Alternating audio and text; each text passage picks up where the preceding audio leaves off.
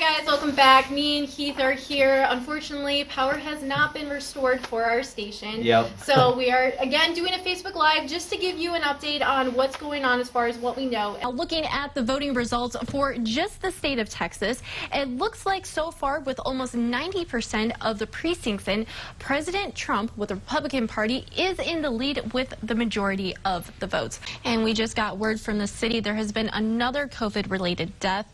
It was a man in his 70s from Tom Green County, and this brings our death toll to 303. Like I said, worry about being blown away. I know San Angelo, even though I'm from the Windy City, sometimes I feel like San Angelo is even windier. But now, let's take a look at the cloud coverage for our area. Good morning, I'm Kristen Strakalitis with your morning updates. A man is waking up behind bars this morning in connection to a drug bust from earlier this week. San Angelo police say on Tuesday they arrested Whitney Harden after finding a variety of narcotics at a residence located at the 1200 block of Gregory Drive. He is now being charged with multiple manufacturer delivery controlled substance penalty charges. There are 540 active COVID cases in our area. The city announced 9 new cases on Thursday. This brings the total for local people who tested positive for the virus to close to 16,400. There are 17 people currently hospitalized and 301 COVID-related deaths. Vaccination processes are expected to speed up once the Johnson & Johnson vaccine arrives to our area.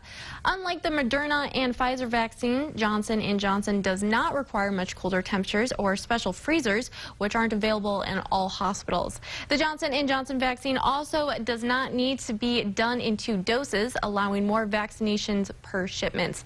Local health authority Dr. James Redis has high hopes for the new vaccine and expects it to be here by next week.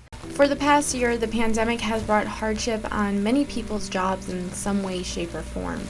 For one Shannon Environmental Services attendant named Jill Squires, COVID has caused her job to become more physically and mentally draining. At Thanksgiving time, it was very bad because we were losing a lot of patients. And so that sticks on me, you know, because you're cleaning their rooms for 2 or 3 weeks and you come in one day and they're not there. So that's what hurts. But her patients are not the only ones the pandemic has brought her closer to. Tammy. Yes. Hey, can you grab me an N95 too? You already did. Thank you, baby. We've become more of a team. Housekeeping just isn't housekeeping. In the beginning of the pandemic, the nurses did everything. They don't have the time. We're basically doing all of the stuff that they are not able to do.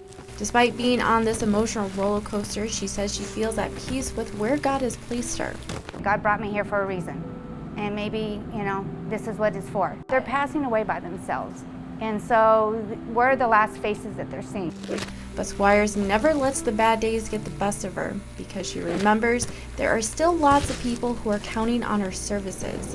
And I'll walk in, you know, the first couple of days, you know, hi, I'm Jill, I'm housekeeping. By the 3rd or 4th day, they know who I am. They know my routine, and it's like, okay, it's 10 o'clock, Jill's not here yet. Squires says she is covered in sweat after sanitizing one room of a discharged patient, but being part of a big-hearted team who is helping people beat this deadly virus is what keeps her coming back. Raphael and his wife Maggie Uvea lost their 3 kids as a result of their meth addiction, so they decided to look to a higher power for help. And that is when Maggie found the Christian Fellowship Baptist Church in San Angelo. They're so welcoming. You know, they make you feel wanted and accepted and loved, and they don't even know you. After attending a few services, she decided to get rebaptized to help make peace with her past. And it's just so powerful. I mean, even though it was a little scary when I did, but it's just so refreshing, and you get like a sense of peace afterwards. Even though Raphael doesn't attend church, he considers himself a spiritual person and found a group to help support him in his walk with God. It's important to go to church, but I choose not to. When I was in early addiction, anytime I walk into church, give me that look like, what are you doing here? This fellowship that I'm in, I can walk into the room and I don't have to be perfect. Through fellowship and recovery, they were able to slowly gain back what they lost. But their actions left a long-term effect on one of their children, making her choose to stay in the foster care system. I know I don't have my daughter with me, but I do love her. But the loss of their daughter helps motivate them to help mothers and others recover at the Drug and Alcohol Abuse Council Center. I see some of the girls come in here with, you know, CPS cases, and I'm just like, and sometimes they don't want to work the program, you know, to help them, and I'm like, You're not gonna do it for yourself, do it for your kids.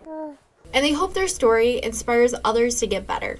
No matter how hard I try not to sin, I'm gonna sin. Everybody sin. When I got an active addiction, I was condemned for that in my hometown of Brownwood. Everybody there just said I was a lost cause. There was no hope for me.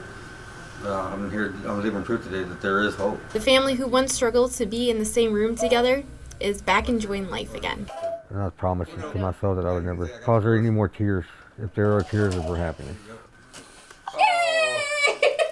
Reporting for KLSD News, I'm Kristen Strakalaitis. Oh, thank you. Executive Director Teresa Ward for the Sutton County Food Pantry and Resource Center is a familiar face here at Concho Regional Food Bank as she picks up groceries for her local food pantry. With the coronavirus and so many people out of work, we've had quite a large increase in need for services. And Ward understands what the pandemic is putting people through on a more personal level. Now I'll fight you over some of this stuff.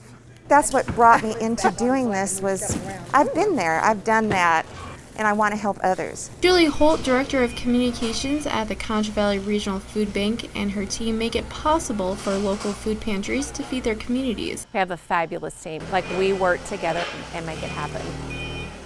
Holt says the number of people served from the Concho Valley Regional Food Bank close to doubled in 2020 compared to 2019 because of COVID. And thanks to the community's generosity, they were able to keep up with the higher demands. When we least expect it, something comes in, and I know that we're just blessed to have that support. But it's not just the food Ward passes out at her food pantry. It's also love. Hey! I like to make it fun. I like people to be comfortable, and I think that's why I enjoy it. And helping others is what we were meant to do.